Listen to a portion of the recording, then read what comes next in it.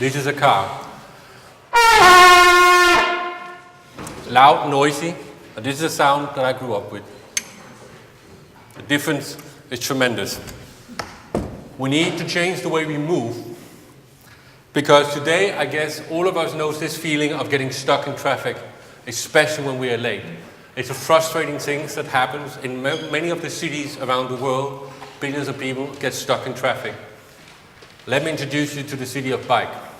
The city of Bike, where I'm from, Copenhagen, I'm not getting stuck in traffic. It's actually one of the cleanest cities in the world, where there's no pollution. Driving around on a bicycle is easy, and it's a city for people. Many cities desire to build something like this, but create this. I'm asking you, does this look like a bicycle-friendly city? Is this a place where you will send the kids out riding to school? No. In order to create an effective infrastructure, an effective bicycle city, you need to think an infrastructure that is for our kids, for every single one living in the city, as well, just like in Copenhagen. Let me explain you, Copenhagen is the world's best bicycle city. Why? Because imagine you have old and young, rich and poor, driving around every single day. It's not a lifestyle, it's just a way of getting around. When we get up in the morning, the way I put my son to kindergarten is to ride along with him. He's 5-year-old, on a bike, and he rides on his own bike. It's easy and it's safe. Many cities desire to become like Copenhagen, but the problem is they forgot that it took Copenhagen extremely long time to reach where they are today, 60 years. And here's the problem. We're getting stuck in traffic today and not in 60 years. The problem exists now. But most cities are not able to create an infrastructure today. Why? Because it requires a rather radical rethinking of how we use our space. Try to explain, if I ask you, you know how to feel to get stuck in cars? If your city goes out and says, I'm going to remove 25% of the car lane and give it to a bicyclist, would you feel it's okay? That's the reaction most people get. But try to imagine if BikWay is giving an opportunity to build it in less than a year, using a flexible bike track that's easy to put down.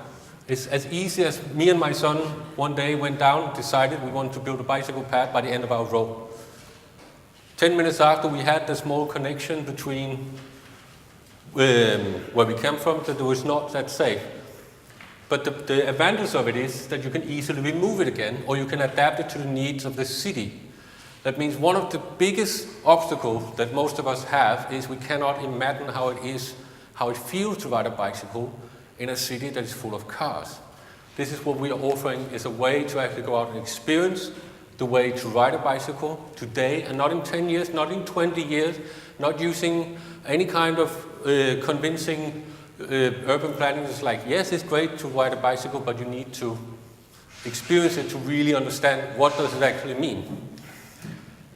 What it means is, every time someone rides a bicycle, we're saving money. Where society gains a lot of savings just by having people riding a bike. How so? Well, for a fact that it doesn't pollute and it doesn't make us sick compared to riding a car. So the health treatment and the health benefits that they have for me riding a bike, but also for all the people living in the city, is tremendous. See, a car. Well, we can maybe talk about a car will be clean in 10, 15 years, and we all ride around in cars like that. But right now, they're making people sick. And they take up a lot of space. And space is the most important thing that we've seen with the cities we've talked with. Why do we need to change from a car city into a bicycle city? Because they don't have more space. And they need to move the people today. These are the cities we talked to in the last 6 months, telling them, what would you think of getting a bicycle city just like Copenhagen, a safe and comfortable bicycle ride? They all say, yes, we need to build for everyone, but right now we're only building for the small part of the population. Come and help us. Also, these numbers, which you look at how much investment they made into and commitment into the bicycle infrastructure over the last 10 years, you've seen they've grown nearly 9 times But more interestingly, because that's where we are starting to sell, is that over the next 10 years, in their official urban plan, they plan to build 8,000 kilometers of bicycle track. That is 40 times more than I have here in Copenhagen. But how do we reach new cities? How do we reach the new market? Is to make meaningful partnerships with organizations that introduce us to the cities that are most progressive in the US as well as Europe.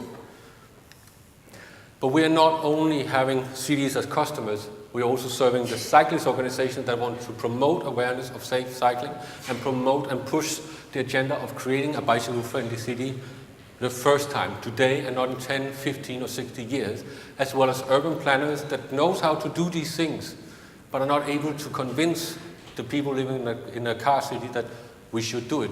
So we need to change the way we move. I'm not alone.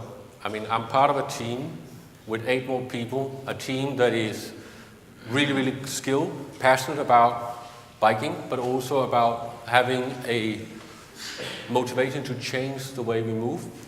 We have people from urban planning, the classic urban planning, as well as engineering and product design, to business administration and management. But all of this, I actually want to show you what it is I'm talking about when we talk about bicycle versus car. Wait. I have a spinning ball.